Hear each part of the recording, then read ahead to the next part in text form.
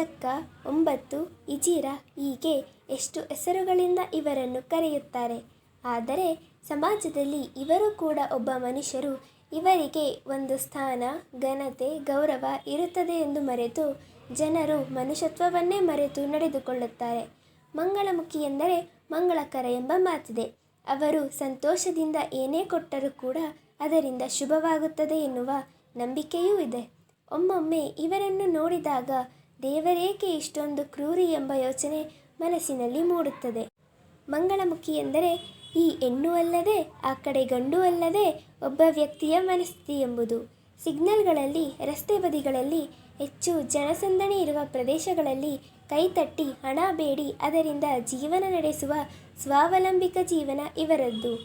ಇಂತಹ ಕಷ್ಟಕರ ಜೀವನವನ್ನು ಸಾಗಿಸುವ ಮಂಗಳಮುಖಿಯೊಬ್ಬರ ಪರಿಚಯ ಮಾಡಿಕೊಳ್ಳೋಣ ಬನ್ನಿ. ನಮಸ್ತೆ, ನನ್ನ ಹೆಸರು ದೀಪ್ತಿ ಅಂತ. ನಾನೊಬ್ಬಳು ಮಂಗಳಮುಖಿ.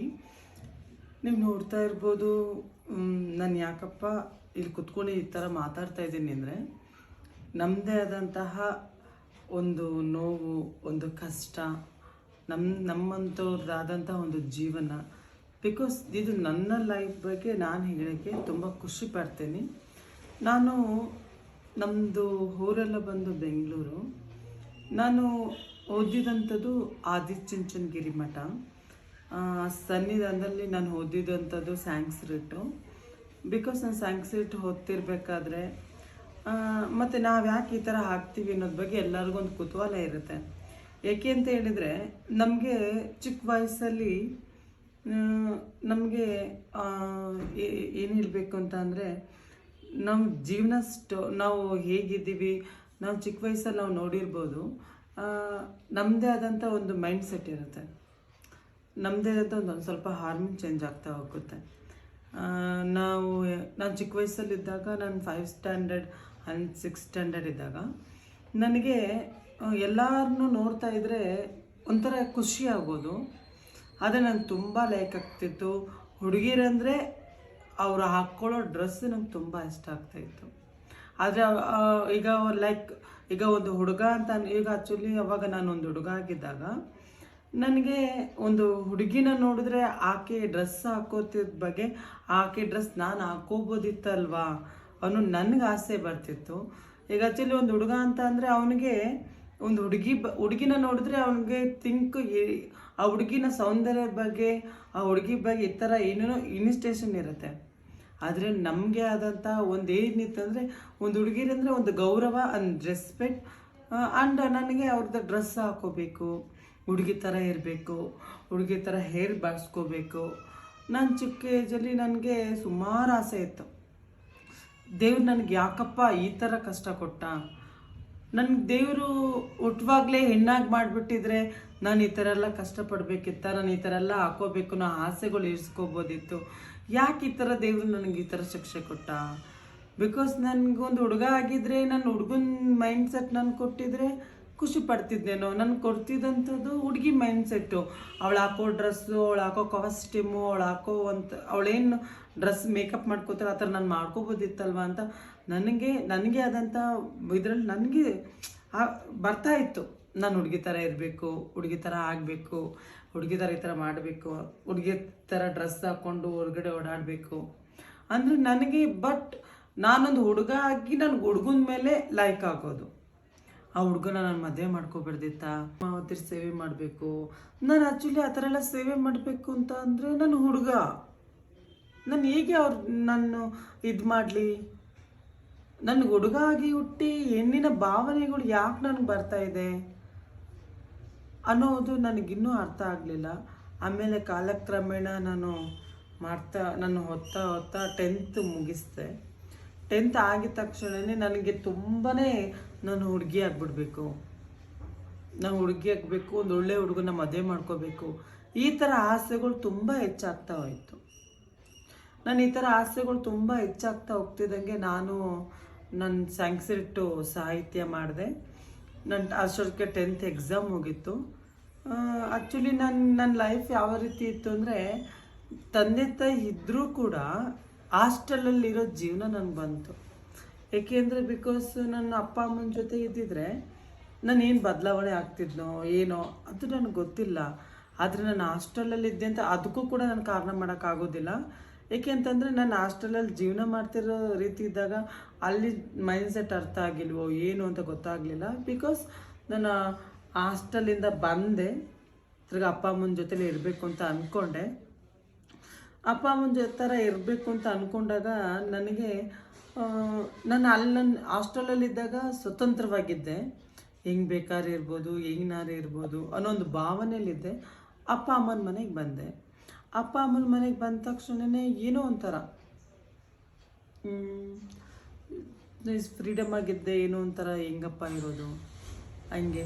ಆಮೇಲೆ ನಮ್ಮಮ್ಮ ಬಟ್ಟೆ ಸೀರೆ ಎಲ್ಲ ಒಗೆದು ಐರನ್ ಮಾಡಿ ಕಬೋರ್ಡಲ್ಲಿ ಇಕ್ತಾಯಿದ್ರೆ ಅವರೆಲ್ಲರೂ ಹೊರಗಡೆ ಹೋದರೆ ಆ ಸೀರೆ ಹಾಕ್ಕೊಂಡು ಕೂತ್ಕೊಳ್ಳೇನಿ.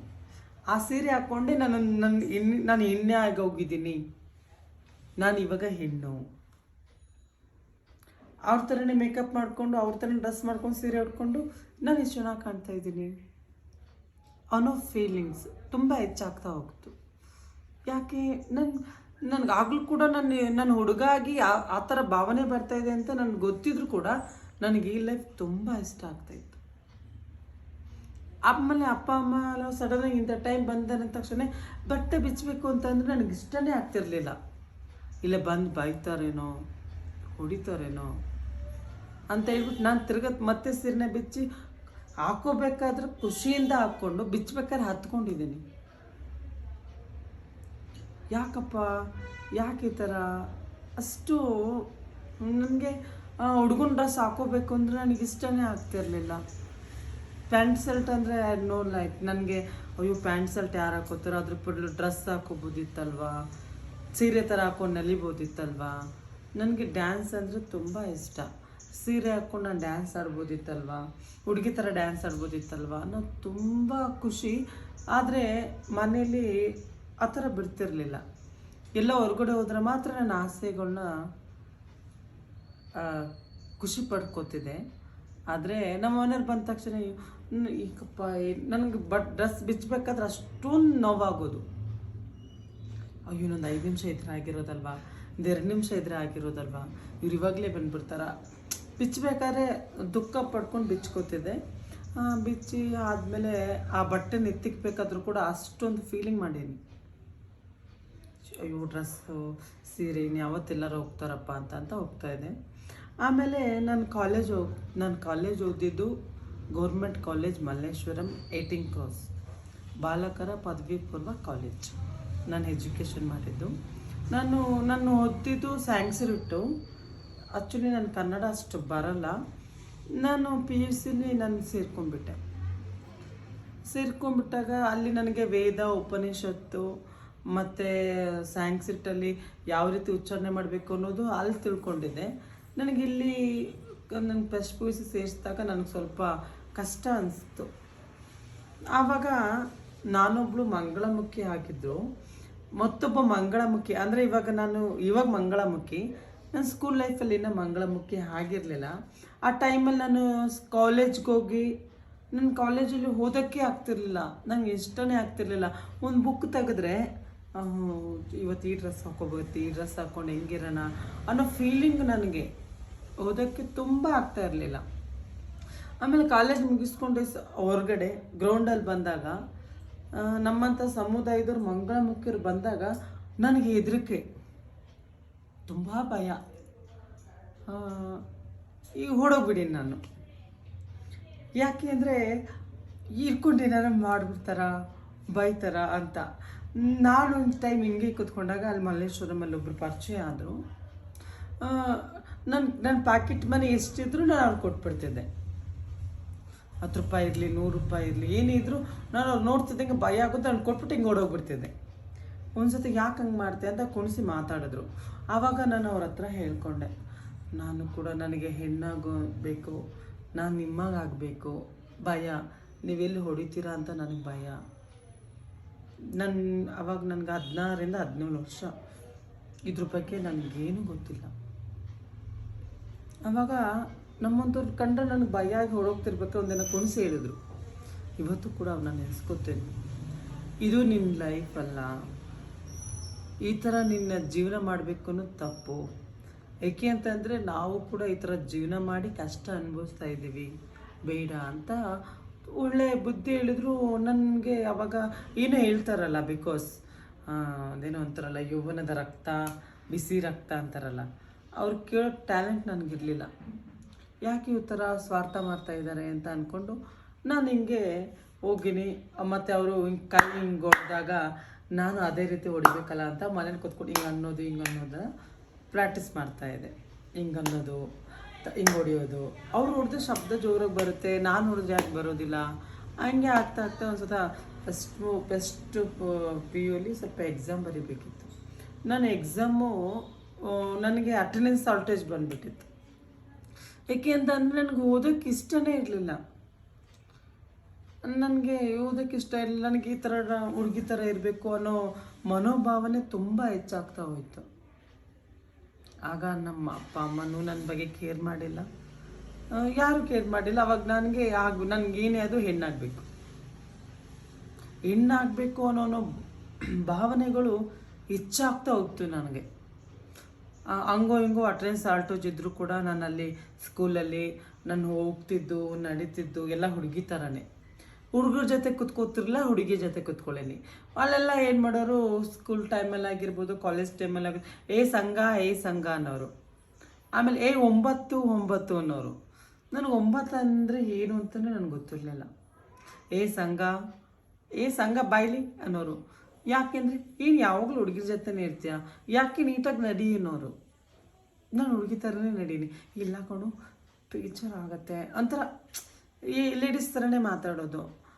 ಅವರೆಲ್ಲ ನನಗೆ ಅಡ್ಡ ಹೆಸರು ಇಟ್ಬಿಟ್ಟಿದ್ರು, ಚಾಂದಿನಿ ಅಂತ. ನನಗೆ ಅವ್ರು ಆ ಥರ ಚಾಂದಿನಿ ಅಂತ ಕರೆದಾಗ ಮೈಂಡ್ ಇಸ್ ವೆರಿ ಹ್ಯಾಪಿ, ತುಂಬ ಖುಷಿ ಆಗೋದು ನನಗೆ. ಚಾಂದಿನಿಂದಾಗ. ಅದು ನಾನು ಬೇರೆ ಹುಡುಗನ ಹೆಸರು ಕರೆದಾಗ ಹೇಳು ಸರಿ ನಾನು ಹೊರಗಡೆ ಹೋಗ್ತೇನೆ. ಆದರೆ ಒಂದು ಚಾಂದಿನಿ ಅಂತ ಕರೆದ ತಕ್ಷಣ ಅವ್ನು ಏನು ಕೆಲಸ ಹೋಮ್ವರ್ಕಿದ್ರು ಆಲ್ವೇಸ್ ನಾನು ಬರ್ಕೊಟ್ಬಿಡ್ತಿದ್ದೆ.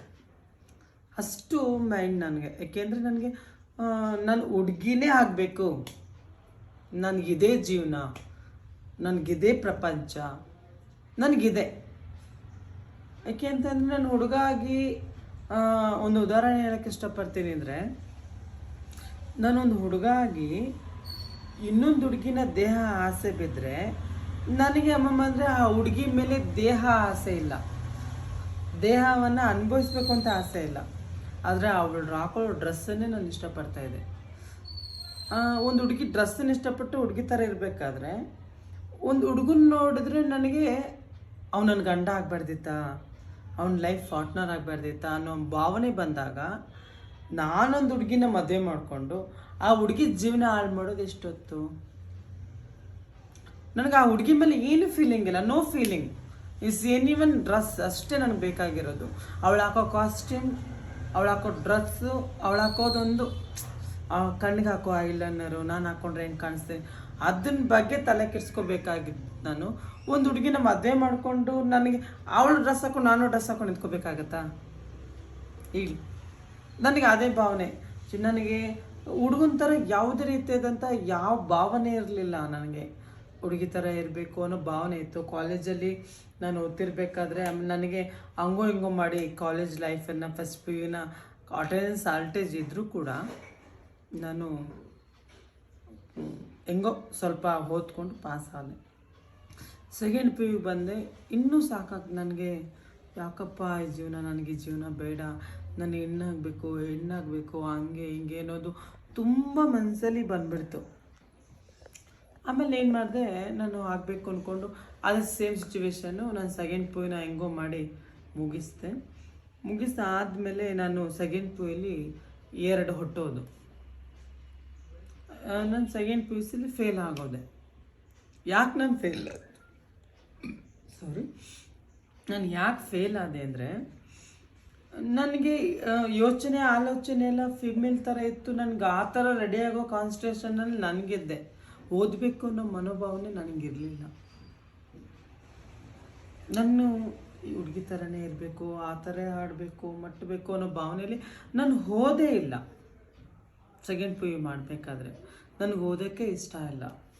ನಾನೇನು ಮಾಡಿದೆ, ಸೆಕೆಂಡ್ ಪಿ ಯು ನಾನು ಯಾವಾಗ ಇದಾಯಿತು, ತಿರ್ಗಾ ಆಮೇಲೆ ನಮ್ಮ ಮನೆಯವರೆಲ್ಲ ಬೈದರು, ಹೊಡೆದ್ರು. ಆಮೇಲೆ ಆದಮೇಲೆ ಫೇಲ್ ಆಗಿದೆಯಾ ಹಂಗೆ ಹಿಂಗೆ ಅಂತ ಕಷ್ಟಪಟ್ಟು ತಿರ್ಗಾ ಓದಿದೆ. ತಿರ್ಗಾ ಕಟ್ ಪಾಸ್ ಮಾಡಿಕೊಂಡೆ. ಡಿಗ್ರಿ ಓದು ಅಂದರು. ನಾನು ಓದಲ್ಲ ಅಂದೆ. ಸರಿ ಅಂದ್ಕೊಂಡು ಒಂದಿನ ಎಲ್ಲ ಹೊರಗಡೆ ಹೋದಾಗ ನಾನು ಸ್ಯಾರಿ ಹಾಕ್ಕೊಂಡು ಫೋಟೋ ತಕ್ಕೊಂಡು ಒಂದೆರಡು ಫೋಟೋ ಇತ್ತು ನನಗೆ, ಅದನ್ನ ಪಾಸ್ವರ್ಡ್ ಇಟ್ಕೊಂಡಿದ್ದೆ. ಮಾಮೂಲಿ ಫೋಟೋನ ನೋಡ್ತಾ ಇದ್ದೆ. ಇಷ್ಟು ಚೆನ್ನಾಗಿದೆ ನೋಡಿ, ನಾನು ಚೆನ್ನಾಗಿದ್ದೀನಿ. ಅಯ್ಯೋ ಕೂದಲಿಲ್ವಲ್ಲ, ಕೂದಲಿದ್ರೆ ಚೆನ್ನಾಗಿರೋದು ಅಂತ ಯಾವುದೋ ಒಂದು ವಿಗ್ ಹಾಕ್ಕೊಳ್ಳೀನಿ. ಇದು ಚೆನ್ನಾಗಿತ್ತಲ್ವ, ಇದು ಫೀಲಿಂಗು, ಈ ಥರ ಸೀರೆ ಹಾಕ್ಕೊಂಡ್ರೆ ಚೆನ್ನಾಗಿ ಕಾಣಿಸ್ತೀನಲ್ವ ಅನ್ನೋ ಒಂಥರ ಒಂದು ಫೋಟೋ ಹೊಡ್ಕೊಂಡಿದ್ದೆ. ನಾನು ಹಿಂಗೆ ಮನೆ ಹೊರಗಡೆ ಹೋದ್ರಲ್ಲ, ಸೀರೆ ಹಾಕ್ಕೊಂಡು ನಮ್ಮ ಮನೆಯವರೆಲ್ಲ ಹೋದ್ರು ಚಿಲ್ಕ ಹಾಕ್ಕೊಂಡಿದ್ದಾಗ ಅವ್ರೇನು ಮಾಡೋರು, ಏನೋ ಒಂದು ಮರ್ತು ಹೋಗಿದ್ದಾಗ ತಿರ್ಗ ಸಡನ್ನಾಗಿ ಬಂದುಬಿಟ್ರು. ಅವರು ನಾನು ಸೀರೆ ಹಾಕ್ಕೊಂಡು ಡ್ಯಾನ್ಸ್ ಆಡ್ತಿದ್ದೆಲ್ಲ ನೋಡಿ ಈಚೆಯಿಂದ ಬಾಕ್ಲಿಂದ ನೋಡಿದ್ರು. ನೋಡಿದ ತಕ್ಷಣವೇ ನಮ್ಮ ಮನೇಲಿ ಏನು ಮಾಡಿದ್ರು, ಬೈದರು. ಯಾಕೆ ಈ ಥರ ಡ್ರೆಸ್ ಹಾಕಿದೆ ಅಂತ ನಮ್ಮ ಅಣ್ಣ ತುಂಬ ಹೊಡೆದ್ಬಿಟ್ಟ. ಅವನಿಗೆ ಹೇಳಿದೆ, ಇಲ್ಲ ನನಗಿಷ್ಟ ಇಲ್ಲ, ನಿನಗಾದರೂ ನಾನು ಒಂದೇ ಕ್ವಶನ್ ಮಾಡಿದೆ, ನಿನ್ನ ಮುಂದೆ ಒಂದು ಸುಂದರವಾದ ಹುಡುಗಿನಿದ್ರೆ ನಿನ್ಗೆ ಯಾವ ರೀತಿ ಫೀಲ್ ಆಗುತ್ತೆ ಹೇಳು ಅಂದೆ. ಅದು ನನಗೆ ಗೊತ್ತಿಲ್ಲ ಅಂದ. ಆ್ಯಕ್ಚುಲಿ ನನ್ನ ಮುಂದೆ ಒಂದು ಹುಡುಗ ನಿಂತ್ಕೊಂಡ್ರೆ ಅವನ ಜೊತೆ ನಾನು ಮಲ್ಕೋಬೇಕು ಅಂತ ಆಸೆ ಆಗುತ್ತೆ. ಒಂದು ಹುಡುಗಿ ನೋಡಿದ್ರೆ ಅವಳು ಹಾಕೋ ಡ್ರೆಸ್ ಇಷ್ಟಪಡ್ತೀನಿ ನನಗೆ ಅದು ಇಷ್ಟ ಇಲ್ಲ, ನಾನು ಹೆಣ್ಣಾಗಬೇಕು ಅಂದಾಗ ನಮ್ಮ ಅಣ್ಣ ತುಂಬ ಹೊಡೆದ, ನಮ್ಮ ಅಪ್ಪ ತುಂಬ ಹೊಡೆದ್ರು. ಅರ್ಜೆಂಟಿಗೆ ನಾನು ಮದುವೆ ಮಾಡಬೇಕು. ಏಕೆಂದರೆ ಅವ್ರದ್ದು ನಾನು ತಪ್ಪು ಅಂತ ಹೇಳೋಕ್ಕಾಗಲ್ಲ. ಏಕೆಂದರೆ ಹುಟ್ಟಿದಾಗ ಗಂಡ ಗಟ್ಟಿ, ಈಗ ಹೆಣ್ಣಾಗ್ತೀನಿ ಅಂದರೆ ಈಸ್ ಆಲ್ವೇಸ್ ಯಾರ ಮನೇಲೂ ಒಪ್ಪೋದಿಲ್ಲ. ಒಪ್ತಾರ? ಒಪ್ಪಲ್ಲ. ಯಾಕೆಂದರೆ ನಾನು ಅವ್ರ ಬಗ್ಗೆ ತಪ್ಪು ಹೇಳ್ತಾ ಇಲ್ಲ. ಯಾಕೆಂದರೆ ನನ್ನ ಬಗ್ಗೆ ಅವ್ರಿಗೆ ಯೋಚನೆ ಇರಲಿಲ್ಲ, ಈ ಥರ ಎಲ್ಲ ಆಗ್ಬಿಡ್ತಾನೇನೋ, ಬೇರೆ ಇರ್ತಾರ ಅನ್ನೋ ಅವ್ರದ್ದು ಭಾವನೆಗಳಿತ್ತು ಅಷ್ಟೇ. ಆಮೇಲೆ ನಮ್ಮ ರಿಲೇಷನಲ್ಲೇ ಮದುವೆ ಮಾಡಬೇಕು ಅಂತ ಹೇಳಿ ಹುಡುಗಿನ ಆವಾಗಿನ ನಾನು ಸೆಕೆಂಡ್ ಪಿ ಯು ಅಷ್ಟೇ ಮುಗಿಸಿದ್ದು. ನಾನು ಎಷ್ಟು ಹೇಳಿದ್ರು ಬೇಡ ಅಂತ ಹೇಳಿ ಇದು ಮಾಡಿದಾಗ ಹುಡುಗಿನ ಇದು ಮಾಡಿದ್ರು. ನಾನು ನೈಟೆಲ್ಲ ಕುತ್ಕೊಂಡು ಹತ್ತದೆ. ಯಾಕೆ ನನ್ನ ಮನೇಲಿ ಯಾಕೆ ನಾನು ಅರ್ಥ ಮಾಡ್ಕೊತೀನಿ. ನಮ್ಮ ಅಮ್ಮನಿಗೆ ಹೇಳ್ದೆ, ನಮ್ಮ ಅಣ್ಣಂಗೆ ಹೇಳ್ದೆ, ನಾನೊಂದು ಹುಡುಗಿನ ಮದುವೆ ಆಗೋದಿಲ್ಲ, ಹಿಂಗೆ ಇದ್ಬಿಡ್ತೇನೆ, ಹಿಂಗೆ ಜೀವನ ಕಳೆದ್ಬಿಡ್ತೇನೆ, ಆದರೆ ನಾನು ಮದುವೆ ಮಾಡ್ಕೊಳ್ಳೋದಿಲ್ಲ. ಪ್ಲೀಸ್ ನನ್ನ ಲೈಫಿನಲ್ಲಿ ನಾನು ಆಪ್ರೇಷನ್ ಆಗೋದಿಲ್ಲ, ನಾನು ಹುಡುಗಿ ಥರ ಡ್ರೆಸ್ ಹಾಕ್ಕೊಳ್ಳಲ್ಲ, ನನ್ನ ಜೀವನ ನಾನು ನೋಡ್ಕೊತೀನಿ, ನನ್ನ ಲೈಫ್ ನನ್ನ ಮದುವೆ ಮಾಡ್ಕೋಬೇಡಿ ಅಂತ ಕೈ ಹಿಡ್ದು ಅಂಗ್ಲಾಚೆ ಕಾಲೆಲ್ಲ ಬೇಡಿದೆ. ಆದರೆ ಮನೇಲಿ ಒಪ್ಪಲಿಲ್ಲ, ಮದುವೆ ಮಾಡ್ಕೋಬೇಕು ಅಂತ ಹೇಳಿದ್ರು. ನಾಳೆ ಬೆಳಗ್ಗೆಗೆ ಬರೀ ಇನ್ನೋರು ಬರ್ತಾರೆ, ಹಾಗೆ ಹೇಗೆ ಹೋಗ್ಬೇಕು ಅಂತ ಅಂದಾಗ ನಾನು ನೈಟೆಲ್ಲ ತುಂಬ ಹತ್ಕೊಂಡು ಯೋಚನೆ ಮಾಡಿದೆ. ನಾನು ಒಂದು ಹುಡುಗಿ ಥರ ಆಸೆ ಆಗಿಬಿಟ್ಟು ಇನ್ನೊಂದು ಹುಡುಗಿನ ಮದುವೆ ಮಾಡಿಕೊಂಡು ಅವಳ ಲೈಫ್ ಹಾಳು ಮಾಡೋದು ಎಷ್ಟೊತ್ತು. ಸುಳ್ಳು ಹೇಳಿ ಮದುವೆ ಮಾಡಿ ಆ 3 ದಿನ ಇದ್ದು ಆ ಲೈಫಲ್ಲಿ ಹೋಗೋದು ಎಷ್ಟೊತ್ತು ಅನ್ನೋದೆಲ್ಲ ಥಿಂಕ್ ಮಾಡಿದ್ಮೇಲೆ ತುಂಬ ನನ್ನ ಅವಾಗ ಕಷ್ಟ ದಿನಗಳು ನನಗೆ. ನೈಟು ಮಲ್ಕೊಂಡೆ. ಎಲ್ಲ ಮಲ್ಕೊಂಡಾಗ ನಾನು ಹಾಕ್ಕೊಂಡಿದ್ದು ಒಂದು ಚಡ್ಡಿ, ಒಂದು ಟೀ ಶರ್ಟ್ ಅಷ್ಟೇ ಹಾಕ್ಕೊಂಡು ಏನು ಮಾಡಿದೆ, ಮೆತ್ತಗೆ ಡೋರ್ನ ತೆಗೆದು ಈಚೆ ಬಂದ್ಬಿಟ್ಟೆ. ಲೆಟ್ರ್ ಬರೆದಿಕ್ಕಿದ್ದೆ, ನಾನು ಎಲ್ಲೂ ಹೋಗೋದಿಲ್ಲ, ನೀವು ಮದುವೆ ಮಾಡ್ತೀರೋ ಅನ್ನೋ ಬಲವಂತಕ್ಕೆ ನಾನು ಮನೆಯಿಂದ ಹೋಗ್ತಾ ಇದ್ದೀನಿ. ಆದರೆ ನನ್ನ ಜೀವನ ನಂದು, ನೀವೆಲ್ಲೇ ನಾನು ತಡ್ಕೋಕ್ಕೆ ಪ್ರಯತ್ನ ಪಟ್ಟರೆ ನಾನು ಸತ್ತೋಗ್ತೀನಿ ಅಂತ ಲೆಟ್ರ್ ಬರೆದು ನಾನು ಹೊರಟೋದೆ. ಅವ್ರು ಭಯ ಬಿದ್ದು ಎಲ್ಲೂ ನಾನು ಹುಡುಕ್ಲಿಲ್ಲ. ನಾನು ಮಧ್ಯರಾತ್ರಿ 1 ಗಂಟೆ 2 ಗಂಟೆ ಎಲ್ಲಿಗೆ ಹೋಗಬೇಕು ಅಂತ ನನಗೆ ಗೊತ್ತಾಗ್ತಾ ಇಲ್ಲ. ಒಂದು ಕೇಸ್ ನನಗೆ ಮಂಗಳಮುಖಿಯರಂದರೆ ಭಯ. ಎಲ್ಲಿ ಹೋಗಲಿ ನೈಟ್ ಹೊತ್ತು ಫುಟ್ಪಾತಲ್ಲಿ ಮಲ್ಕೋತಾ ನನ್ನ ಪಾಕೆಟ್ ಮನಿ ಇಲ್ಲ, ನೋ ಪಾಕೆಟ್ ಮನಿ, ದುಡ್ಡಿಲ್ಲ, ಏನಿಲ್ಲ, ಏನು ಮಾಡಲಿ. ನೋಡಿ ನನಗೂ ಒಬ್ಬರು ಸಿಕ್ಕಿದ್ರು. ಇಲ್ಲಿ ಹಿಂಗೆ ನನ್ನ ಮನೆ ಪೀಣ್ಯ ಸೆಕೆಂಡ್ ಸ್ಟೇಜು ಜೋಳಹಳ್ಳಿ ಕ್ರಾಸ್ ಹತ್ರ ಒಬ್ಬರು ಸಿಕ್ಕಿದ್ರು. ಸಿಕ್ಕಬೇಕಾದ್ರೆ ಬುದ್ಧಿವಾದ ಹೇಳಿದ್ರು, ಅವರು ಟ್ರಾನ್ಸ್ಜೆಂಡರ್ ಅಂತ. ಅವ್ರ ಹೆಸರು ಬಂದು ಶಿವಾನಿ ಅಂತ. ಸಿಕ್ಕಿದ್ರು. ಯಾಕೆ ಈ ಥರ ಇದೆಯಾ, ಏನಾಯಿತು ಅಂತೇಳಿ ನನ್ನ ಕರ್ಕೊಂಡೋಗಿ ಊಟ ಕೊಡಿಸಿದ್ರು. ನನಗೆ ಎಲ್ಲಿ ಮಲ್ಕೋಬೇಕು ಅಂತ ಗೊತ್ತಿಲ್ಲ, ಎಲ್ಲಿ ಇರಬೇಕು ಅಂತ ಗೊತ್ತಿಲ್ಲ. ಫುಟ್ಪಾತಲ್ಲಿ ಮಲ್ಕೊಂಡಿದ್ದೀನಿ. ಮತ್ತು ಊಟ ಮಾಡೋಕ್ಕೆ ಕಾಸಿಲ್ಲ. ಫರ್ ಡೇ ಒಂದು ದಿನ ಎಲ್ಲ ಊಟ ಮಾಡಿಲ್ಲ. ಎಲ್ಲಿ ಹೋಗ್ಬೇಕು ಅಂತ ನನಗೆ ಗೊತ್ತಿಲ್ಲ. ಆಮೇಲೆ ಅವ್ರು ಸಿಕ್ಕಿದ್ರು. ಅವ್ರ ಹತ್ರ ಕೈ ಬಿಡದೆ ಕೇಳ್ಕೊಂಡೆ ಏನು ಮಾಡಬೇಕು ಹೊಟ್ಟೆಸು. ಅವಾಗ ಅವರು ಒಂದು ಹೋಟ್ಲು ಕರ್ಕೊಂಡೋಗಿ ತುಂಬ ಊಟ ಕೊಡ್ತಾರೆ. ಫರ್ ಡೇ ಒಂದಿನ ಊಟ ಇಲ್ದೋದ ವ್ಯಕ್ತಿ ನೆಕ್ಸ್ಟ್ ಡೇ ಊಟ ಕೊಟ್ಟಾಗ ಅದೇ ಒಂದು ಅಳಸದನ್ನು ಕೊಟ್ಟರು ಕೂಡ ತಿಂದು ಇದು ಮಾಡೋ ಒಂದು ಫೀಲ್ ನನಗಾಯಿತು. ನನಗೆ ಅವ್ರ ಹತ್ರ ಎಲ್ಲ ಹೇಳ್ಕೊಂಡೆ, ನನಗೆ ಒಂದು ಹುಡುಗಿನ ಮದುವೆ ಆಗಿಕ್ಕೆ ನನಗೆ ಇಷ್ಟ ಇಲ್ಲ, ನನ್ನ ಮದುವೆ ಮಾಡಬೇಕು ಅಂತ ಇದ್ದಾನೆ. ಯಾಕೆ ಈ ಥರ, ಯಾಕೆ ಮನೇಲಿ ಈ ಥರ ನನ್ನ ಕಷ್ಟ ಹೇಳ್ಕೊಳಕ್ಕೆ ಯಾರಿಗೂ ಇಷ್ಟ ಇಲ್ವಾ? ನಾನು ಹೆಣ್ಣಾಗಬೇಕು ಅನ್ನೋ ಡಿಸೈಡ್ ನಾನು ಮಾಡಿದೆ. ನಾನು ಹೆಣ್ಣಾಗ್ಬಿಟ್ರೆ ನನ್ನ ಮದುವೆ ಮಾಡಲ್ಲ ಅನ್ನೋ ಒಂದು ಯೋಚನೆ ಇತ್ತು. ಈಗ ಹೆಣ್ಣಾಗಿದ್ರೆ ಅನ್ನೋದು, ಈಗ ಗಂಡು ಅನ್ನೋ ಒಂದು ಅಂಗ ಇದ್ರೆ ತಾನೇ ನಾನು ಮದುವೆ ಮಾಡು ಅಂತ ಹೇಳ್ತಾರೆ. ಆ ಅಂಗನೇ ಇಲ್ಲ ಅಂದಮೇಲೆ ಎಲ್ಲಿ ಮದುವೆ ಮಾಡ್ಕೊತ ಹೇಳ್ತಾರೆ? ನನಗೆ ಈ ಆಲೋಚನೆ ಬಂತು. ಆವಾಗ ನಾನು ಹೆಣ್ಣಾಗಬೇಕು ಅಷ್ಟೆ ಸರಿ ಅಂದ್ಕೊಂಡು ಅವ್ರನ್ನ ಕೊಟ್ಟು ನಾನೆಲ್ಲ ಹೇಳಿದ್ರು. ತುಂಬ ಬುದ್ಧಿವಾದ ಹೇಳಿದ್ರು, ಬೇಡ ಜೀವನ ನನಗೆ ಬೇಡ, ನನಗೆ ಇದೇ ಜೀವನ ಆಯ್ಕೆ ಮಾಡ್ಕೊಂಡಿದ್ದೀನಿ, ನಾನು ಇಷ್ಟಪಟ್ಟ ಆಯ್ಕೆ ಜೀವನ ಇದು. ಅವ್ರ ಹತ್ರ ಕೈ ಹಿಡಿದು ಕಾಲು ಹಿಡಿದು ಬಿಟ್ಕೊಂಡೆ, ಪ್ಲೀಸ್ ನನಗೆ ಲೈಫ್ ಕೊಡಿ. ಸರಿ ಆಯಿತು ಅಂತೇಳಿ ಸೀರೆ ಕೊಟ್ಟರು. ಸಂತೋಷ. ಸೀರೆ ಕೊಟ್ಟರು, ಸೀರೆ ಉಟ್ಕೊಂಡೆಲ್ಲ ಆಯಿತು. ಸೀರೆ ಹಾಕ್ಕೊಂಡಿದ್ದ ತಕ್ಷಣ ಹೊಟ್ಟೆ ತುಂಬುತ್ತಾ? ಒಂದಿನ ಊಟ ಕೊಡಿಸ್ಬೋದು, 2 ದಿನ ಊಟ ಕೊಡಿಸ್ಬೋದು, 3ನೇ ದಿನ ಊಟ ಕೊಡಿಸ್ತಾರಾ? ನೋ. ನಾನೇನು ಮಾಡಿದೆ, ಇಲ್ಲಿ ಮಾಡೋದು ಸೀರೆ ಉಟ್ಕೊಂಡಿದ್ದ ತಕ್ಷಣವೇ ಕಲೆಕ್ಷನ್ಗೆ ಹೋಗೋದು. ಯಾಕಮ್ಮ, ನಾನು ಹೆಂಗೆ ಮಾಡೋದು ನನಗೆ ಗೊತ್ತಿಲ್ಲ ಅಂದರು. ಅವಳು ಬರ್ತಾಳೆ, ಅವ್ರ ಜೊತೆ ಕರ್ಕೊಂಡು ಹೋಗೋದು. ಅವಳೇನು ಮಾಡಿದ್ಲು, ಕೈ ಹೊಡೆದು ಕಲೆಕ್ಷನ್ ಕೇಳ್ತಾಯಿದ್ರು. ನನ್ನ ಕಲೆಕ್ಷನ್ ಹೆಂಗೆ ಕೇಳಬೇಕು ಅನ್ನೋದು ನನಗೆ ಗೊತ್ತಾಗ್ತಿಲ್ಲ. ಆಗ ಫಸ್ಟ್ ಟೈಮು ಒಬ್ಬರ ಹತ್ರ ಹಿಂಗೆ ಕೈ ಹೊಡೆದು ಕಲೆಕ್ಷನ್ ಕೇಳಿದೆ, ಅನ್ನ ಕೊಡಿ ಅನ್ನ ಅಂತ ಕೇಳಿದಾಗ ಅವ್ನು ಫಸ್ಟ್ ಡೇನೇ ಯಾರೋ 10 ರೂಪಾಯಿ ಕೊಟ್ಟ. ಅದು ಹೆಂಗೆ ಮಾಡಬೇಕು ಅಂತ ಗೊತ್ತಿಲ್ಲ, ತಂದು ನನ್ನ ಪ್ಯಾಕೆಟಲ್ಲಿ ಇಟ್ಕೊಂಡೆ. ಮತ್ತು ಇನ್ನೊಬ್ರ ಹತ್ರ ಕೇಳಿದೆ, 1 ರೂಪಾಯಿ ಕೊಟ್ಟರು. ಕೇಳಿದೆ. ನಾನು 1 ರೂಪಾಯಿನೂ ಕೇಳಬೇಕಾದ್ರೆ ಒಂದೊಂದು ಕ್ಷಣಕ್ಕೂ ಹತ್ತಿದ್ದೀನಿ. ನನ್ನ ಕೈ ಕಾಲು 2 ಶಕ್ತಿ ಇದೆ. ನಾನೇ ಒಬ್ಬರ ಹತ್ರ ಭಿಕ್ಷೆ ಬಿಡ್ತಾ ಇದ್ದೀನಿ. ಯಾರು ಹೆಂಗೆ ಕೇಳಿದ್ರು ಭಿಕ್ಷೆನೇ ಅಲ್ವಾ?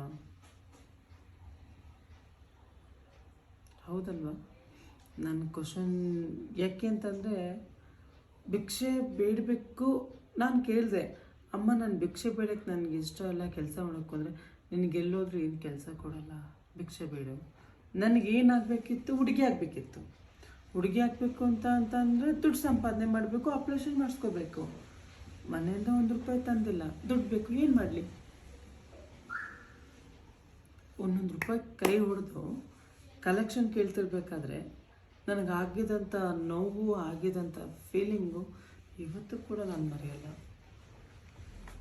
ಏಕೆಂತಂದರೆ ನಾನು ಒಬ್ಬರ ಹತ್ರ ಕಲೆಕ್ಷನ್ ಕೇಳ್ತಿರ್ಬೇಕಾದ್ರೆ ಎಷ್ಟೋ ಜನ ಬೈದಿದ್ದಾರೆ, ಕೈ ಕಾಲು ಚೆನ್ನಾಗಿದೆ, ಕೆಲಸ ಮಾಡ್ಕೊಂಡು ದುಡಿ ಅಂತ ಅಂತಾರೆ.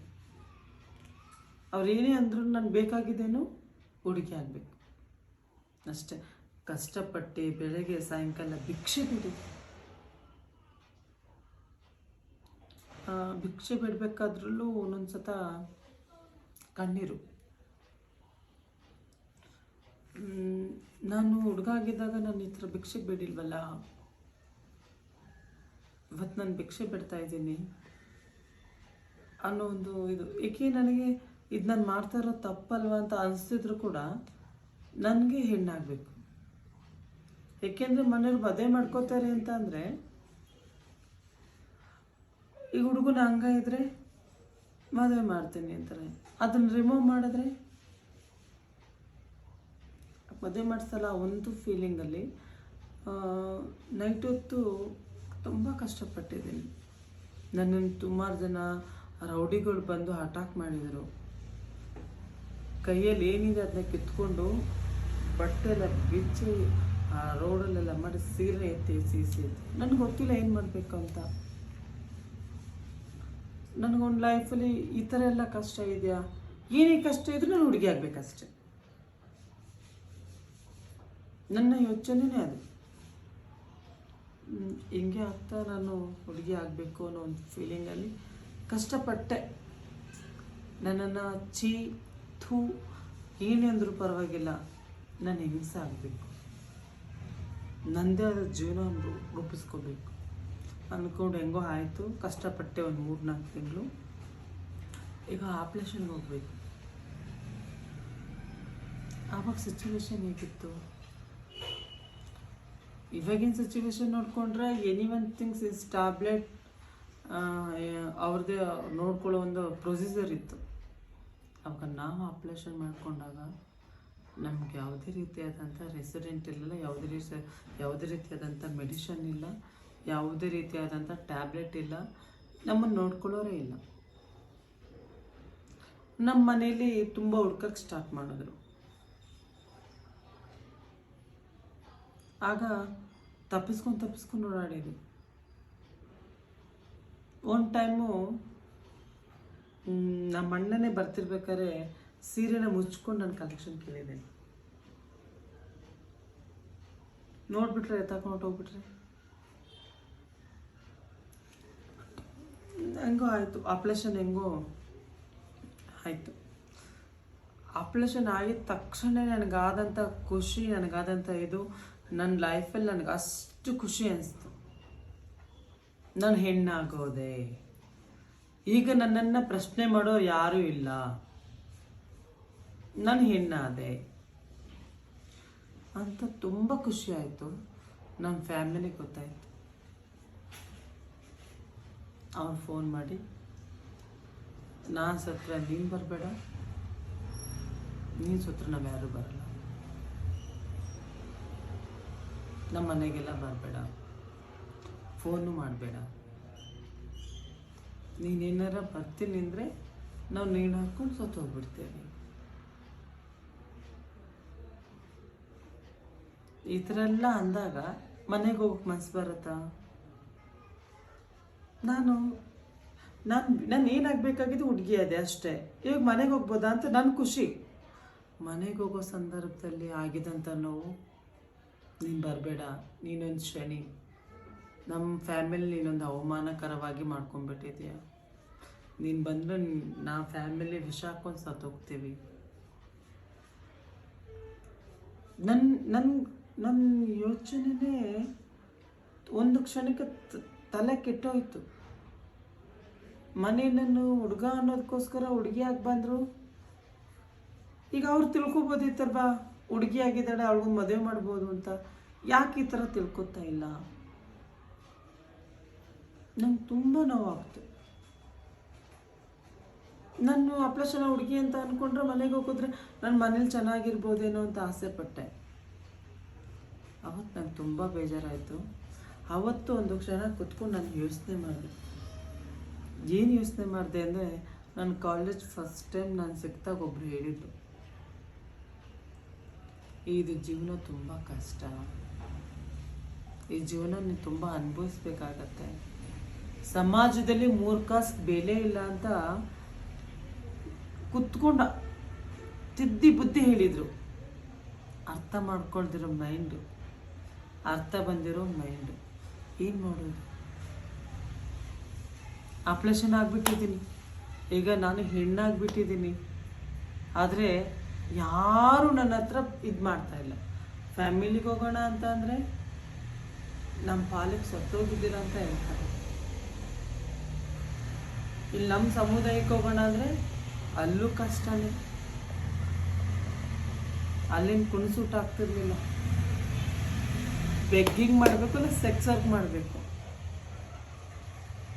ಏನು ಮಾಡೋದು ನಾನು? ಎಂಥ ಕಷ್ಟದ ದಿನ ಅವತ್ತು. ಏನು ಮಾಡಬೇಕು ಅಂತಲೇ ದುಃಖ ತೋರಿಸ್ತಾ ಇಲ್ಲ. ಒಂದು ಕಡೆ ತುಂಬ ನೋವು, ಯಾರಿಗೆ ಹೇಳ್ಕೋಬೇಕಂತ ಗೊತ್ತಾಗ್ತಾ ಇಲ್ಲ. ಕೂತ್ಬಿಟ್ಟಿದ್ದೀನಿ. ಈ ಕಡೆ ಅಪ್ಪ ಅಮ್ಮ ನೀನು ಬೇಡ ಅಂತಾರೆ. ನಮ್ಮ ಸಮುದಾಯದಲ್ಲಿ ನೋಡಿದ್ರೆ ನನಗೆ ಬೆಕ್ ಮಾಡೋದು ಇಷ್ಟ ಇಲ್ಲ, ಸೆಕ್ಸ್ ವರ್ಕ್ ಮಾಡೋದು ಇಷ್ಟ ಇಲ್ಲ. ಏನು ಮಾಡಬೇಕು? ಸಮಾಜದಲ್ಲಿ ನೋಡಿದ್ರೆ ಬೆಲೆ ಇಲ್ಲ ಅಂತ ನನಗೆ ಆವತ್ತಾನೆ ಗೊತ್ತಾಯಿತು. ಏನು ಮಾಡೋದು? ಸಮಾಜದಲ್ಲಿ ನಯಾ ಪೈಸಾ ಎಂಟಾನಿಗಿರೋ ಬೆಲೆ ಇಲ್ಲ ಅಂತ ನನಗೆ ಗೊತ್ತಾಯಿತು. ಈಗ ನಾನು ಏನು ಮಾಡಲಿ? ಮತ್ತೆ ಹುಡುಗ ಆಗೋಕ್ಕಾಗತ್ತಾ? ಇಲ್ಲ. ಈಗ ಹೆಂಗೋ ಆಗ್ಬಿಟ್ಟಿದ್ದೀನಿ. ನಾನು ಆಯ್ಕೆ ಮಾಡ್ಕೊಂಡಿದ್ದದ ಜೀವನ ನಾನೇ ಫೇಸ್ ಮಾಡಬೇಕು, ಹೌದಲ್ವಾ? ಒಂದು ಕ್ಷಣ ಕುತ್ಕೊಂಡು ಯೋಚನೆ ಮಾಡಿದೆ.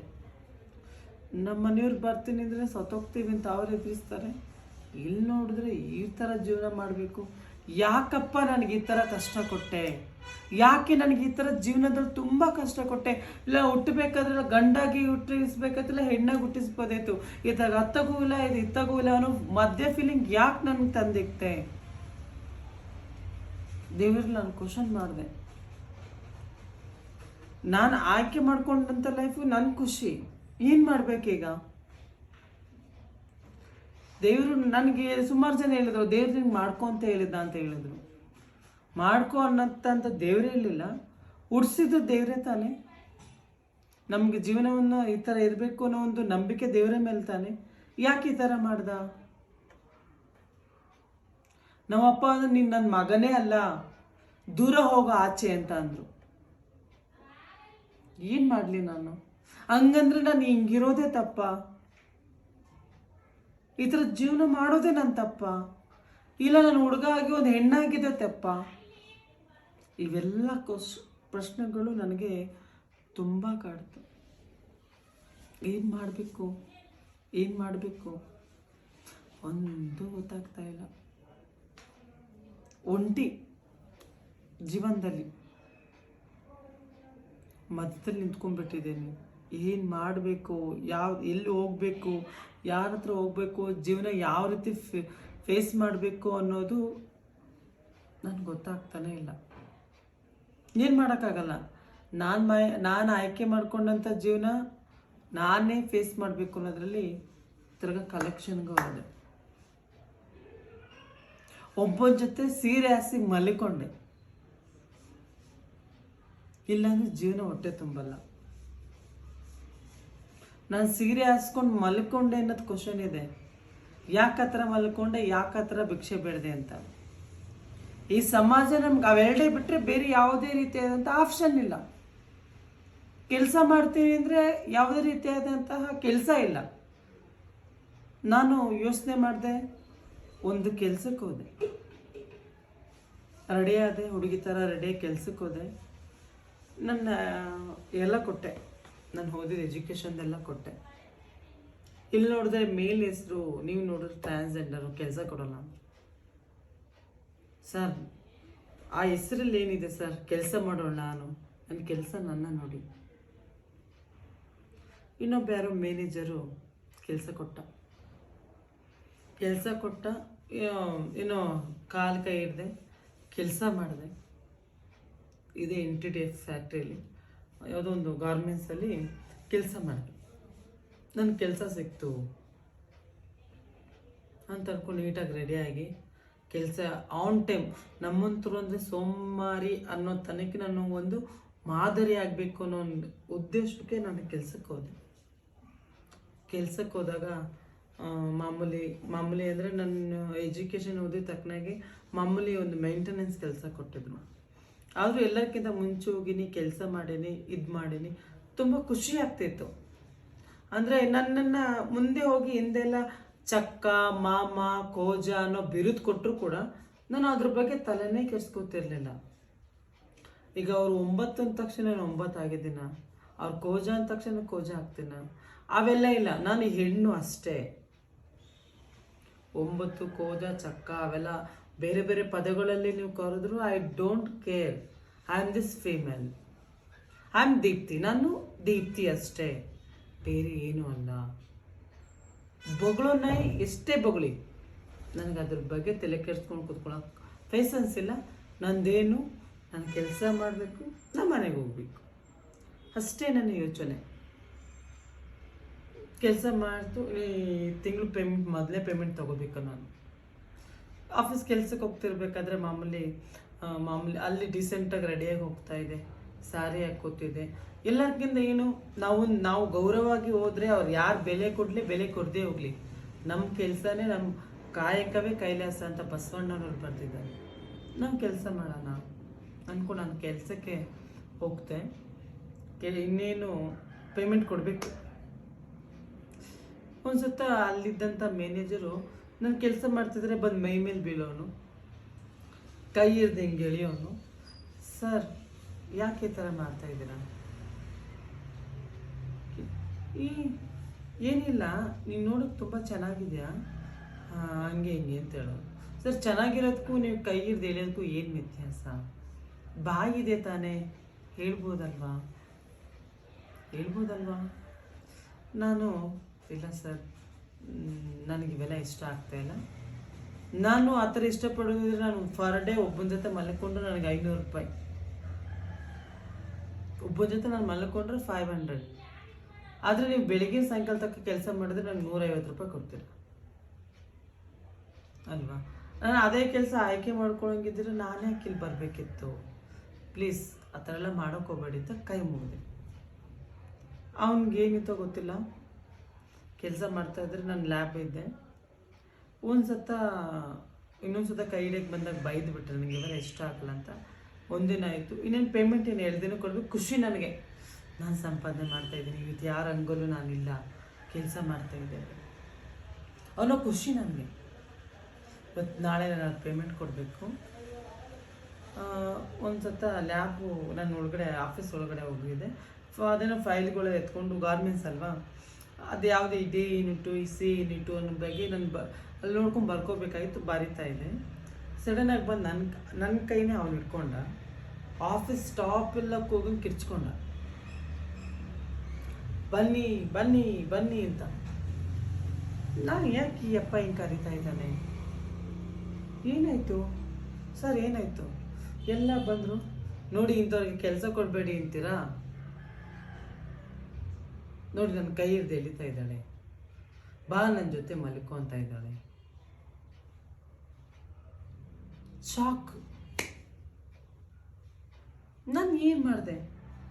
ಅವನಿಗೆ ಕೇಳಿದ್ದೆ, 500 ಕೊಟ್ಟರೆ ನಾನು ಇವತ್ತೆಲ್ಲ ಸಂಪಾದನೆ ಮಾಡ್ಬೋದು, ನೀನು ಕೂಡ 150 ರೂಪಾಯಿ ಬೆಳಿಗ್ಗೆ ಸಾಯಂಕಾಲ ಮಾಡ್ತಾ ಇದ್ದೀನಿ ಅಂದರೆ ಅದು ನನ್ನ ಸ್ವಾಭಿಮಾನ. ಕೆಲಸ ಎಲ್ಲ A to Z ಎಲ್ಲ ತುಂಬ್ಕೊಬಿಟ್ಟು ಅಲ್ಲಿ ಯಾರು ಮಾತು ನಂಬ್ತಾರೆ? ನಾನು ಇವ್ರನ್ನ ಕರೆದಿಲ್ಲ ಸರ್, ನಾನು ಕೆಲಸ ಮಾಡ್ತಾ ಇದ್ದೀನಿ ಅಂದರೆ ನನ್ನ ಪರವಾಗಿ ಮಾತಾಡಿದವ್ರು ಯಾರೂ ಇಲ್ಲ. ಒಂದು ಹೆಣ್ಣಾಗಿದ್ರೆ ಮಾತಾಡಿರೋರೇನೋ, ನನ್ನ ನೋಡ್ತಿರೋ ರೀತಿನೇ ಬೇರೆ ಇತ್ತು.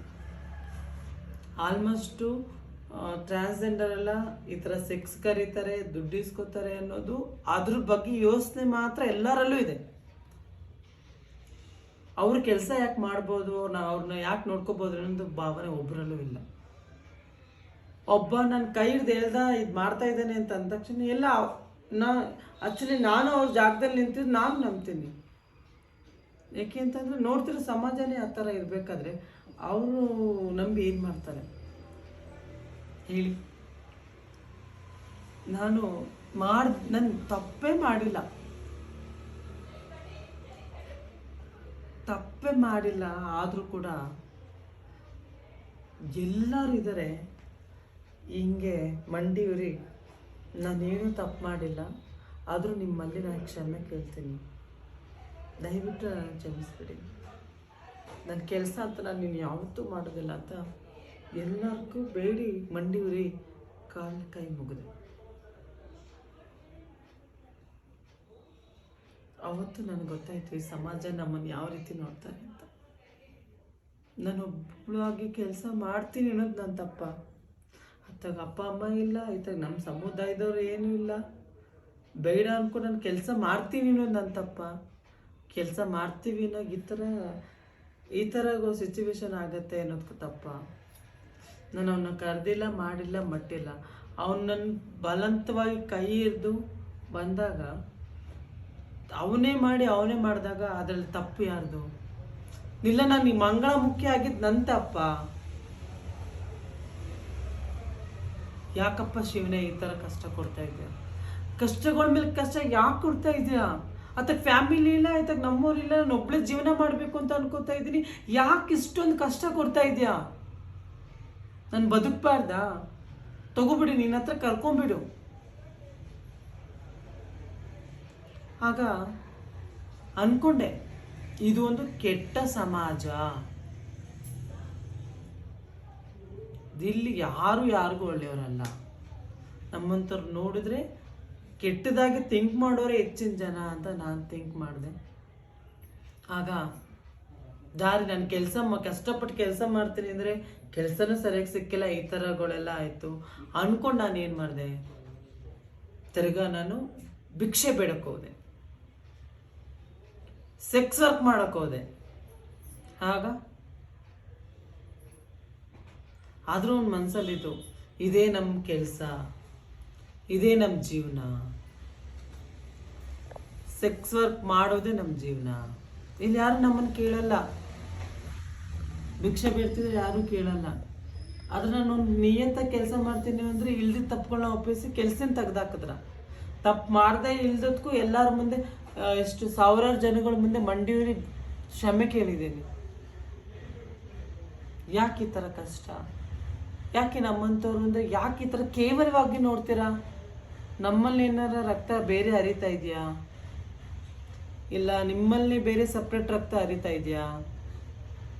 ಇಲ್ಲ ಅಲ್ಲ, ಪ್ರತಿಯೊಬ್ಬ ಮನುಷ್ಯನಲ್ಲೂ ಕೂಡ ಒಂದೇ ರಕ್ತ. ಯಾಕೆ ರಕ್ತನಲ್ಲೇ ಭೇದ ಭಾವ ಯಾಕೆ ಮಾಡ್ತೀರಾ?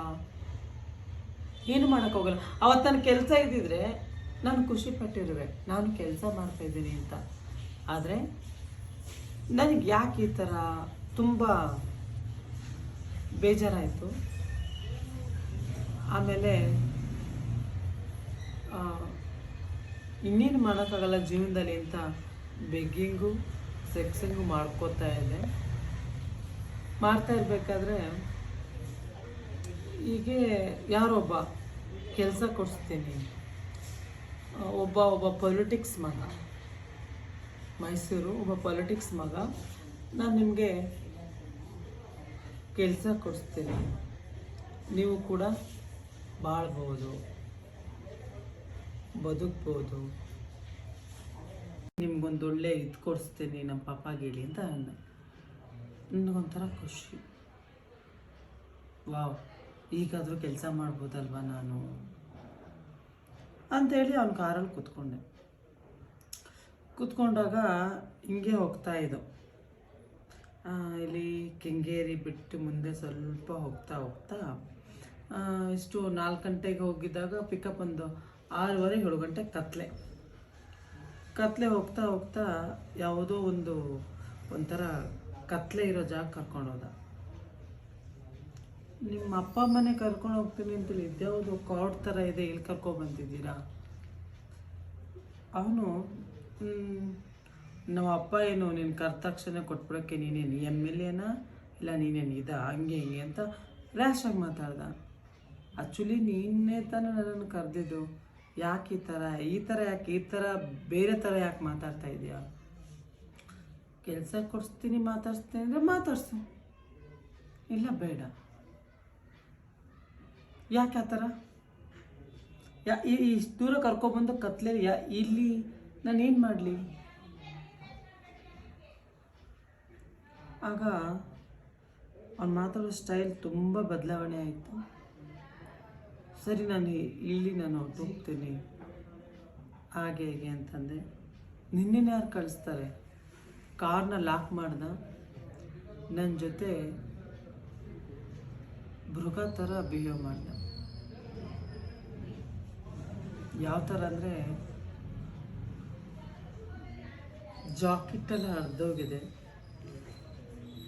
ಸೀರೆ ಎಲ್ಲ ಕಳಚಿ ಮೃಗಗಳು ಯಾವ ಥರ ಬಿಹೇವ್ ಮಾಡ್ತಾರೆ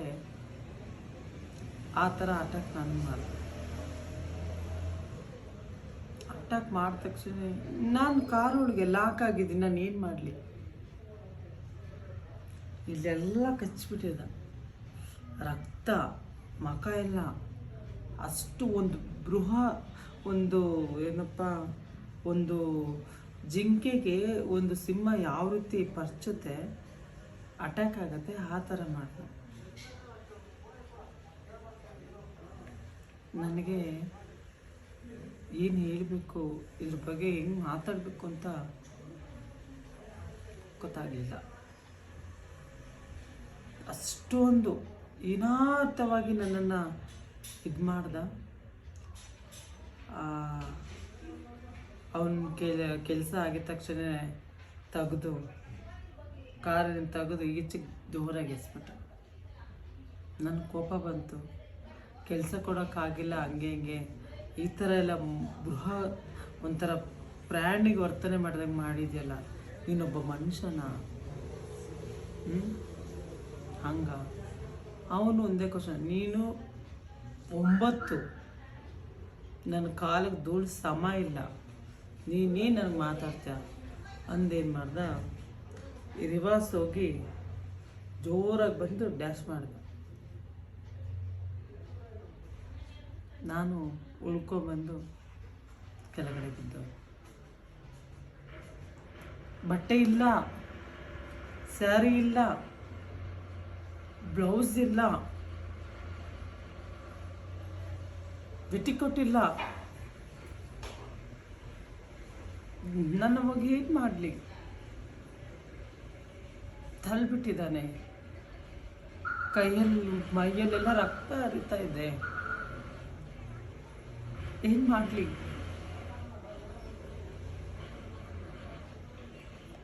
ಏನು ಹೋಗಲಿ? ನ್ಯೂಸ್ ಪೇಪರ್ನ ಸುತ್ತ ಹಾಕೊಂಡು ಈಚೆ ಬಂದಿದೆ. ಅವತ್ತು ಕಷ್ಟ, ಪೊಲೀಸು ಯಾರು ಇಲ್ಲ, ಪೇಪರ್ನ ಸುತ್ಕೊಂಡು ಈಚೆ ಬಂದಿದ್ದೀನಿ ಅಂದರೆ ನನ್ನ ಪರಿಸ್ಥಿತಿ ಯಾವ ರೀತಿ ಇತ್ತು?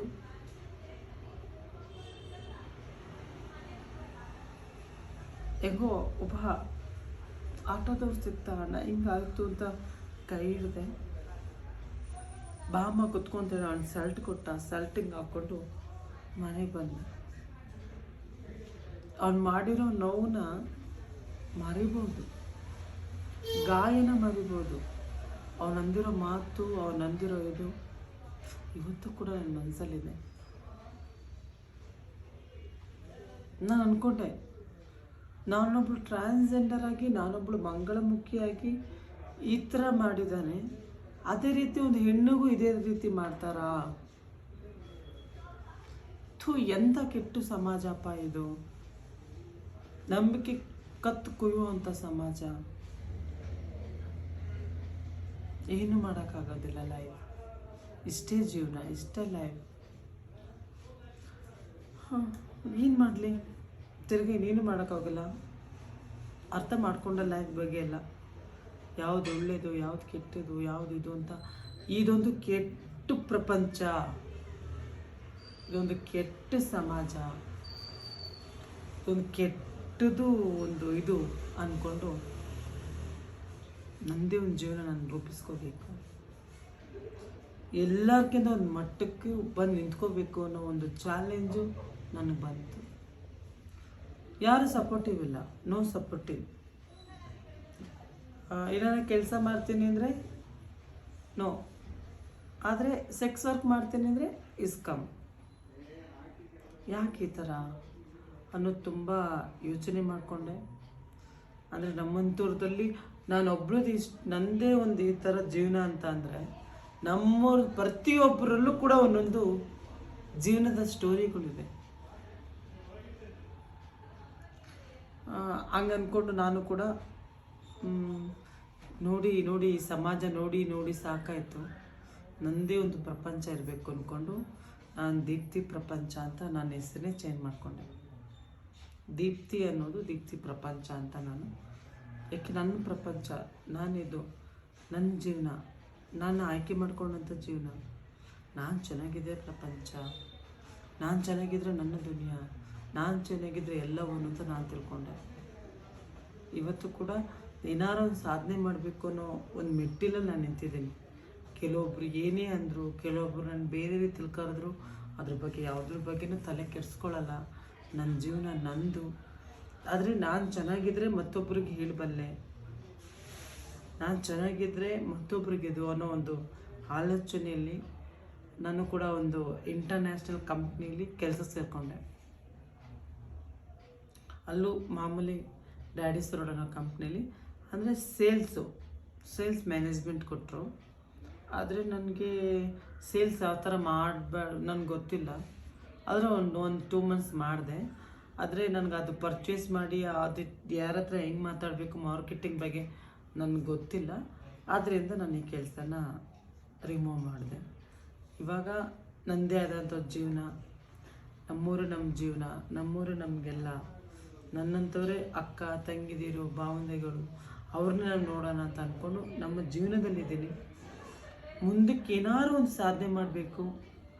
ಮುಂದಕ್ಕೆ ನಮ್ಮಂಥವ್ರಿಗೆ ನನಗಾದಂಥ ನಾವು ಮತ್ತೊಬ್ರಿಗಾಗಬಾರ್ದು. ನನಗಾಗಿದ್ದಂಥ ಒಂದು ಲೈಫಿನ ಸ್ಟೋರಿ ಮತ್ತೊಬ್ಬ ಮಂಗಳಮುಖಿಗಾಗಬಾರ್ದು. ಅವಳದೇ ಆದ ಜೀವನವನ್ನು ಅವಳು ರೂಪಿಸ್ಕೋಬೇಕು. ಈ ಸಮಾಜ ಮಂಗಳಮುಖಿ ಅಂತ ಅಂದರೆ ಕೇವಲವಾಗಿ ನೋಡೋದನ್ನು ಬಿಟ್ಟು ಎಲ್ಲರೂ ನಮ್ಮೂರೇ ಅನ್ನೋ ಒಂದು ಭಾವನೆ ಈ ಸಮಾಜದಲ್ಲಿ ಎಲ್ಲರೂ ನೋಡಲಿ, ಪ್ರತಿಯೊಬ್ಬ ಮನುಷ್ಯರು ನೋಡಲಿ, ಪ್ರತಿಯೊಬ್ಬ ಇದು ನೋಡಿ. ಈಗ ನೋಡಿ, ನಮ್ಮಂಥವ್ರಿಗೆ ಅಂದರೆ ಮನೆಗಳು ಕೊಡೋಲ್ಲ. ಮನೆ ಅಂದರೆ ಟ್ರಾನ್ಸ್ಜೆಂಡರಾ, ಮಂಗಳಮುಖಿನ, ಮನೆ ಇಲ್ಲ, ಮನೆ ಇದ್ರೂ ಮನೆ ಖಾಲಿ ಅಂತ ಹೇಳ್ತಾರೆ. ಯಾಕೆ ಆ ಥರ? ಒಬ್ಬ ಮಂಗಳಮುಖಿ ಏನೋ ಮಾಡಿ ತಪ್ಪು ಮಾಡಿದ್ರೆ ಮಿತ್ತೊಬ್ಬ ಮಂಗಳಮುಖಿಗೆ ಯಾಕೆ ನೀವು ಶಿಕ್ಷೆ ಕೊಡ್ತೀರಾ? ಈಗ ಒಂದು ಮಣ್ಣನ್ನು ಹಿಡ್ಕೊಂಡು ಅದ್ರಲ್ಲಿ ಕಡ್ಡಿ ಕಸಗಳು ಎಷ್ಟಿದೆ, ಹೌದಲ್ವಾ? ಈಗ ನಿಮ್ಮಂಥ ಸಮಾಜದಲ್ಲಿ ನೀವು ಒಬ್ಬರು ತಪ್ಪು ಮಾಡಿದ್ರೆ ಅದು ಒಬ್ರಿಗೆ ಶಿಕ್ಷೆ ಕೊಡ್ತೀರಾ. ನಮ್ಮಂಥ ಸಮುದಾಯದಲ್ಲಿ ಬೆರಳೇನಕ್ಕೆ ಎಷ್ಟಿದೆ ಅಂತ ನಮಗೆ ಟೀಕೆ ಮಾಡ್ತೀರಾ ಈ ಸಮಾಜ. ಏಕೆಂತಂದರೆ ಒಂದು ಹುಡುಗ ಹುಡುಗಿ ಅನ್ನೋದಿದ್ರೆ ಅವ್ರದ್ದೇ ಸುಮಾರು ಕೋಟಿಗಳಿದೆ, ಏನು ಸಲಾರಂಥ ಕೋಟಿಗಳಿದೆ. ಟ್ರಾನ್ಸ್ಜೆಂಡರ್ ಅಂದರೆ ಬೆಳ್ಳಿ ಏಣಿಕೆ ಅಷ್ಟು ಮಾತ್ರ ಇದೆ. ಏನೇ ತಪ್ಪು ಮಾಡಿದ್ರು ಇಸ್ ಟ್ರಾನ್ಸ್ಜೆಂಡರ್.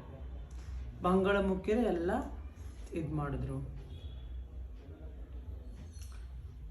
ಮಂಗಳಮುಖಿನೇ ಎಲ್ಲ ಈ ಥರ ಹಿಂಗೆ ಮಾಡ್ತಾಯಿದ್ದಾರೆ. ಅವ್ರ ಮನೆ ಹಿಂಗೆ ಅವು ಇವನ್ನೆಲ್ಲ ಬಿಟ್ಟು ನಮಗೆ ಆದಂಥ ಒಂದು ಸವಲತ್ತು ಕೊಡಿ. ಸವಲತ್ತನ್ನು ಕೊಟ್ಟಿದೆ ಈ ಸಮಾಜ. ಎಲ್ಲರನ್ನೂ ಒಂದೇ ಥರ ನೋಡಿ, ಯಾಕೆ ಭೇದ ಭಾವದಿಂದ ನೋಡ್ತೀರಾ? ಮಂಗಳಮುಖಿ ಅಂತ ಅಂದರೆ ಅವಳು ಏನು ಕೆಲಸ ಮಾಡ್ತಾಳೆ, ಅವಳು ಓದಿದ ತಕ್ಕನಾಗ ಏನು ಎಜುಕೇಷನ್ ಮಾಡಿದ್ದಾಳೆ, ಪ್ರತಿಯೊಂದು ಕೆಲಸನೂ ಕೊಡಿ. ಟ್ರಾನ್ಸ್ಜೆಂಡರ್ ಕಾಲ್ ಫ್ರಮ್ ಮಾಡಿ, ಗೌರ್ಮೆಂಟ್ ಕಡೆಯನ್ನು ಅನೌನ್ಸ್ ಮಾಡಿ. ನೋ, ಇವತ್ತು ಕೂಡ ಎಷ್ಟೋ ಜನ ನಂತರನೇ ಕೆಲಸ ಮಾಡಬೇಕು, ಜೀವನ ಸಾಗಿಸಬೇಕು ಅನ್ನೋ ಪ್ರತಿಯೊಬ್ಬ ಮಂಗಳಮುಖಿ ಕೂಡ ಇದೆ, ಅವಳ ಕನಸಿದೆ. ಯಾಕೆ ಅದನ್ನು ಅರ್ಥ ಮಾಡ್ಕೋತಾ ಇಲ್ಲ? ಈಗ ನೋಡಿ, 10 ಜನ ಇರ್ತಾರೆ ಅಂತ ತಿಳ್ಕೊಳ್ಳಿ ಮಂಗಳಮುಖಿ. ಅದು ಒಬ್ಳು ಕೆಲಸ ಮಾಡಿ ಒಂದು ಒಳ್ಳೆತನ ಬಂದರೆ 9 ಜನ ಬರೋದೆಷ್ಟು ಸುಲಭ, ಹೌದಲ್ವಾ? ಅದೇ ರೀತಿ ನಮ್ಮಂಥವ್ರಿಗೂ ಕೂಡ ಕೇವಲವನ್ನು ಬಿಟ್ಟು ಅವ್ರದ್ದೇ ಆದ ಜೀವನವನ್ನು ಇದು ಮಾಡಿ ಅವ್ರಿಗೆ ಆದಂಥ ಒಂದು ವೃದ್ಧಿಯನ್ನು ಕೊಡಿ, ಕೆಲಸ ಕೊಡಿ. ಮತ್ತು ಅವ್ರದಲ್ಲಿದ್ದಂಥ ಒಂದು ಸಮಾಜದಲ್ಲಿ ಬೇರೆ ಎಕ್ಕಿರನ್ನ ಬಿಟ್ಟು ಒಂದೇ ಸಮಾಜ ಅಂತ ಪರಿಗಣಿಸಿ ಅವ್ರದ್ದೇ ಆದಂಥ ಸವಲತ್ತನ್ನು ಕೊಡಿ. ಅವ್ರದ್ದೇ ಆದಂತಹ ಒಂದು ಈ ಥರ ಜನ್ರೇಷನ್ಗೆ ಏನು ಮಾಡಬೇಕು, ಮಂಗಳಮುಖಿ ಆಗ್ಬಿಟ್ರೆ ಮುಖ್ಯ ಅಲ್ಲ, ಆಕೆ ಕಷ್ಟಗಳೇನಿದೆ, ನೋವೇನಿದೆ, ಇವತ್ತಿನವರೆಗೂ ಸಮಾಜ ಕೇಳಿಲ್ಲ. ಕೇಳ್ತಾ ಇರೋದು ಭಿಕ್ಷೆ, ಒಂದು ಸೆಕ್ಸ್ ವರ್ಕ್. ಕೆಲಸ ಕೊಟ್ಟರೆ ಯಾಕೆ ಭಿಕ್ಷೆ ಬೀಳ್ತಾರೆ? ಅವ್ರದ್ದೇ ಆದಂಥ ಒಂದು ಜೀವನವನ್ನು ರೂಪಿಸ್ಕೊಳ್ಳೋಕ್ಕೆ ಬಿಡಿ. ಅವ್ರಿಗೆ ಆದಂಥ ಗೌರ್ಮೆಂಟ್ ಕಡೆಯಿಂದ ಕಾಲ್ ಫ್ರಮ್ ಮಾಡಿ ಕೆಲಸ ಕೊಡಿ. ಅವರೇ ಸೆಕ್ಸ್ ವರ್ಕ್ ಮಾಡ್ತಾರೆ, ಅವರೇ ಬೆಗ್ಗಿಂಗ್ ಮಾಡ್ತಾರೆ. ಅವ್ರಿಗೆ ಆದಂಥ ಒಂದು ಜೀವನದಲ್ಲಿ ಒಂದು ಆಧಾರವಾಗಿ ಏನಾರು ಒಂದು ಕೊಡಿ. ಅಂತಂದರೆ ಇವಾಗ ನಮ್ಮಂಥವ್ರಿಗೆ ಸೆಕ್ಸ್ ವರ್ಕು ಬೆಗ್ಗಿಂಗ್ ಮಾಡ್ತಾ ಇರೋದ್ರಿಂದ ನೀವು ಬೇರೆ ಇಗ್ತಾ ಇದ್ದೀರಾ ಅಂದರೆ ಅದನ್ನೇ ಬಿಟ್ಟು ಒಂದು ಕೆಲಸ ಕೊಟ್ಟರೆ ಎಲ್ಲರೂ ಒಂದೇ ರೀತಿ ಆಗ್ಬೋದಲ್ವಾ? ಇದನ್ನು ಸಮಾಜ ಅರ್ಥ ಮಾಡಿಕೊಂಡು ಇನ್ನು ಮುಂದೆ ಆದ್ರೂ ನಮ್ಮಂಥವರೆಲ್ಲ ಒಂದೇ ಅನ್ನೋ ಒಂದು ಭಾವನೆಯನ್ನು ಮೂಡ್ತಾ ಮತ್ತು ಎಲ್ಲರನ್ನೂ ಒಂದೇ ಥರ ಪರಿಗಣಿಸ್ಲಿ ಅಂತ ನಾನು ಈ ಸಮಾಜಕ್ಕೆ ಕೇಳ್ಕೊತೀನಿ. ಮತ್ತು ನನಗಾದಂಥ ಕಷ್ಟ ಮತ್ತೊಬ್ರಿಗೆ ಆಗಬಾರ್ದು ಅನ್ನೋ ಕಷ್ಟಗಳ ಬಗ್ಗೆ ತಿಳ್ಕೊತೀನಿ. ಆದಷ್ಟು ನನ್ನ ಎಲ್ಲ ಒಂದೇ ಅನ್ನೋ ಭಾವನೆಗಳು ಬರಲಿ ಅಂತ ಕೇಳ್ತೀನಿ. ನನಗಿಷ್ಟೊಂದು ಮಾತಾಡೋಕ್ಕೆ ಅವಕಾಶ ಕೊಟ್ಟಂಥ ಹೆಸರು ಲಕ್ಷ್ಮಿ ಅವರಿಗೆ. ಮತ್ತು ನನ್ನ ಜೀವನದ ಬಗ್ಗೆ ಅವ್ರು ಕೇಳಿದರು, ಅದು ಖುಷಿಯಿಂದ ನಾನು ಕೇಳಿದರು ನಿಮ್ಮ ಜೀವನ ಹೇಗಿದೆ ಏನು ಎತ್ತ ಅನ್ನೋ ಒಂದು ಕಾರಣ ಇಟ್ಕೊಂಡು ನನ್ನ ಜೀವನದ ಬಗ್ಗೆ ಅವ್ರಿಗೆ ಹೇಳಿದ್ದೀನಿ. ಬಟ್ ನನ್ನ ಲೈಫ್ ಬಗ್ಗೆ ತಿಳ್ಕೊಂಡು ಅವ್ರೊಂದು ಇದು ಮಾಡ್ತೀನಿ ಅನ್ನೋದಕ್ಕೆ ತುಂಬ ಖುಷಿ ಆಯಿತು. ಹೀಗೆ ಅವ್ರದ್ದು ಒಳ್ಳೆ ಪ್ರಾಜೆಕ್ಟ್ನ ಇದಾಗಲಿ ಅಂತೇಳಿ ಖುಷಿ ಪಡ್ತೀನಿ. ನೋಡಿದ್ದೀರಲ್ಲ ಈಕೆ ಎಷ್ಟು ಕಷ್ಟಗಳನ್ನು ಅನುಭವಿಸುತ್ತಿದ್ದಾಳೆ ಎಂದು. ಇವರೊಬ್ಬರೇ ಅಲ್ಲ, ಈಕೆಯಂತೆ ಎಲ್ಲ ಮಂಗಳಮುಖಿಯರು ಕಷ್ಟ, ಹಿಂಸೆ ಮುಂತಾದವುಗಳನ್ನು ಅನುಭವಿಸಿರುತ್ತಾರೆ. ಹೀಗಾಗಿ ನಾವು ಈಗಲೇ ಎಚ್ಚೆತ್ತು ಮಂಗಳಮುಖಿಯವರನ್ನು ಗೌರವ ಸ್ಥಾನದಿಂದ ನೋಡೋಣ. ನಮಸ್ಕಾರ.